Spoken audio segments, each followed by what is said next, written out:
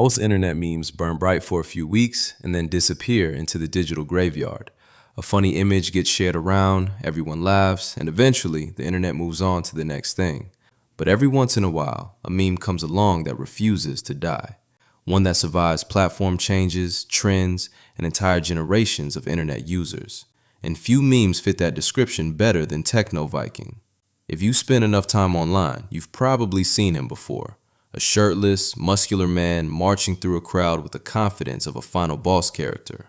Long blonde hair, a beard that looks straight out of a Norse mythology textbook, a Thor's hammer hanging around his neck.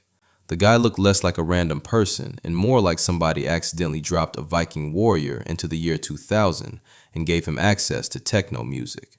For millions of people, Techno Viking became one of the internet's most beloved legends. The video was remixed, parodied, animated, and reposted countless times. Entire communities formed around it. Years later, people still recognized him instantly. There was just one problem. The man behind the meme never asked for any of it. In fact, he hated it so much that he eventually took legal action against the person responsible for filming him in the first place, which led to one of the strangest internet lawsuits ever. A lawsuit that asked a surprisingly complicated question. What happens when somebody becomes world famous online without their permission? To answer that, we need to go back to where the entire story began. July 8th, 2000, Berlin, Germany. That day, experimental video artist Matthias Fritsch was attending an event known as the Fuck Parade. Despite the name sounding like something completely different, it was actually a political demonstration. Thousands of people filled the streets, blasting electronic music and dancing as part of a counter-protest movement. For Fritsch, it was the perfect place to film. Crowds were everywhere.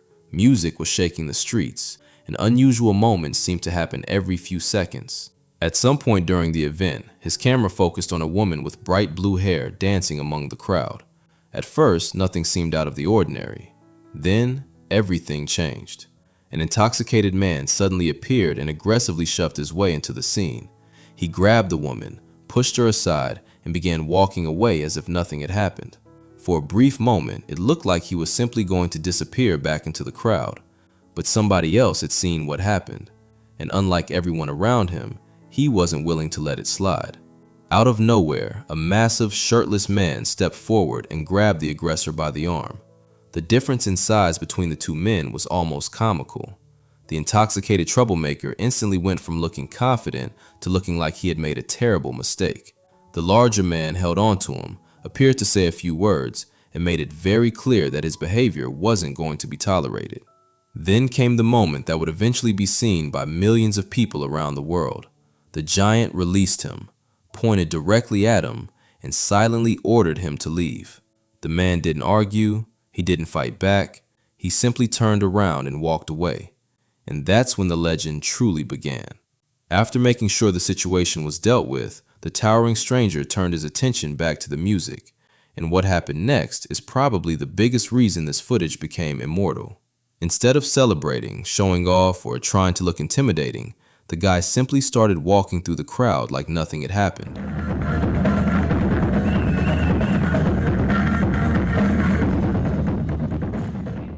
Yet somehow, every movement looked ridiculously cinematic. People naturally moved around him as he advanced through the parade. Some danced beside him, others followed behind him. It almost looked like he was leading an army into battle, except instead of swords and shields, everyone was armed with techno music and questionable life decisions. Then came another strangely iconic moment. Someone handed him a bottle of water. He took a drink, handed it back, and kept moving. The entire interaction lasted only a few minutes, but it felt like something straight out of a movie. And the craziest part? None of it was staged. Matthias Fritsch hadn't hired actors. He hadn't planned the confrontation. He didn't even know who the shirtless man was. Everything happened naturally in front of his camera. At the time, Fritsch probably assumed he had simply captured another interesting moment from the parade. What he didn't realize was that he had accidentally recorded one of the internet's future legends. Not long afterward, he uploaded the footage to his personal website under the name Kneecam1. Back then, this was years before social media dominated the internet. There was no TikTok, no Instagram Reels, not even YouTube. If something went viral online, it spread through forums, blogs, message boards, and endless chains of emails. So while the video gained some attention among smaller internet communities, it wasn't exactly a worldwide phenomenon yet. The clip continued circulating quietly throughout the early 2000s, slowly building an audience. Then the internet changed forever. YouTube launched. Suddenly, videos could spread faster than ever before. Recognizing the potential of the new platform, Fritsch created a YouTube channel and began uploading content from his website, including the mysterious parade footage. Initially, not much happened. The upload existed online, gathering views here and there, but nothing suggested it was about to become one of the most recognizable internet videos ever created. Then, in one of the weirdest twists imaginable, the video found its way onto a Latin American adult website.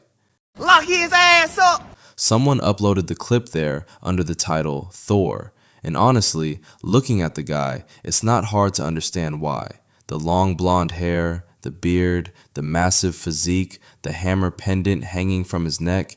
If you told someone this was a low-budget version of the Norse god, they probably wouldn't question it. But that strange repost ended up changing everything.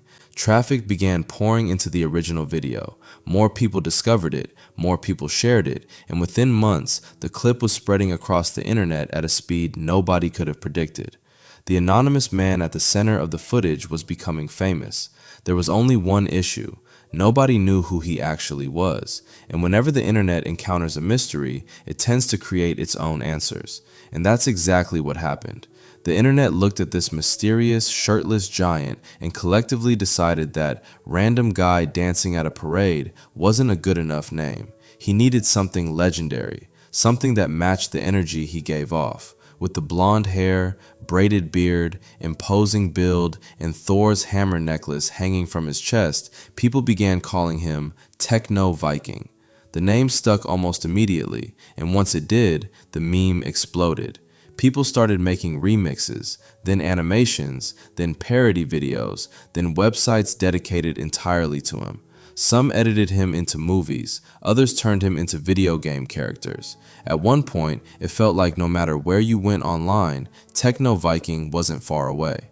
But while millions of people were enjoying the meme, there was one opinion that nobody had heard, the opinion of Techno Viking himself. Because despite remaining anonymous all those years, there was a very good chance he knew exactly what was happening. Think about it. Imagine waking up one day and discovering that millions of strangers recognize your face. People are making jokes about you, creating artwork of you, editing you into videos, building an entire online identity around you, all without ever asking your permission. Some people might love that.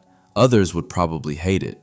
As it turns out, Techno Viking fell firmly into the second category. In 2009, nearly a decade after the original footage had been filmed, something unexpected arrived in Matthias Fritsch's mailbox, a cease and desist letter. And not just from any random person. According to the letter, it had been sent on behalf of the